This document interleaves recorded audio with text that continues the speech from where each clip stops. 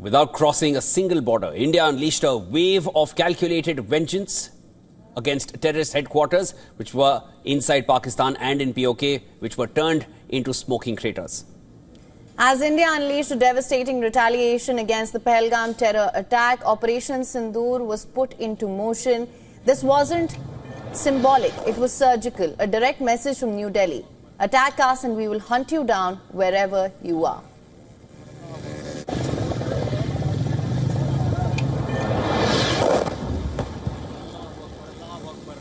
The masterminds of terror thought they were untouchable. India just proved them wrong. In a thunderous show of intent, precision and firepower, India has struck deep inside Pakistan, targeting the very nerve centers of terror. Not just camps, not just launch pads. This time, terror headquarters have been decimated. With Operation Sindoor, India has rewritten the playbook on retaliation, pushing the enemy into hiding and the terror masters into panic. This is the third and most powerful surgical strike carried out by India. Our intelligence monitoring of Pakistan-based terrorist modules indicated that further attacks against India were impending. There was thus a compulsion both to deter and to preempt. Earlier this morning, as you would be aware, India exercised its right to respond and preempt as well as deter more such cross-border attacks. These actions were measured, non-escalatory, proportionate and responsible. History offers grim reminders to Islamabad. On the 14th of February 2019, the Pulwama terror attack killed 40 CRPF soldiers when a suicide bomber rammed an explosive-laden vehicle into their convoy. India's retaliation came swiftly. Just 12 days later, in 2019, on the 26th of February, the Indian Air Force struck a Jaish-e-Mohammed training camp deep inside Pakistan in Balakot. Precision airstrikes. 12 Indian Air Force Mirage 2000 fighter jets unleashed 5 one-ton payloads targeting terror infrastructure with surgical accuracy. Earlier in September 2016, 4 Jaish-e-Mohammed terrorists from Pakistan targeted Indian Army Brigade headquarters near the town of Uri in Jammu and Kashmir.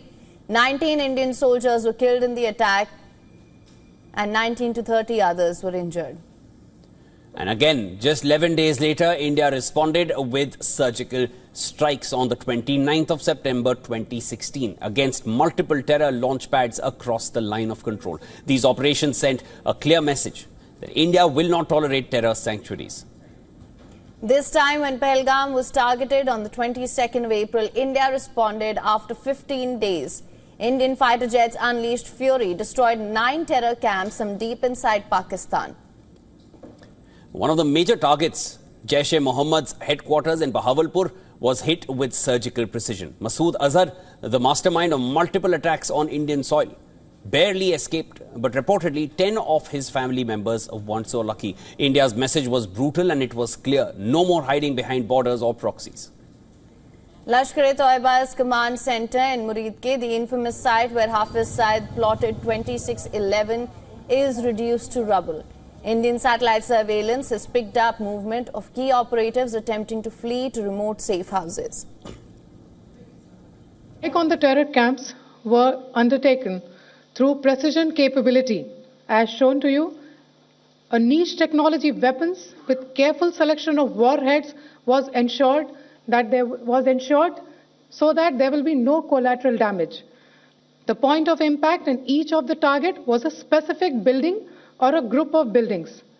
All the targets were neutralized with clinical efficiency, and the results reiterate the professionalism of the Indian Armed Forces in the planning and execution of their operations. India did not cross the border. It didn't need to. Using precision standoff weapons guided by real-time intel and satellite tracking, targets were selected, they were locked, and then they were destroyed.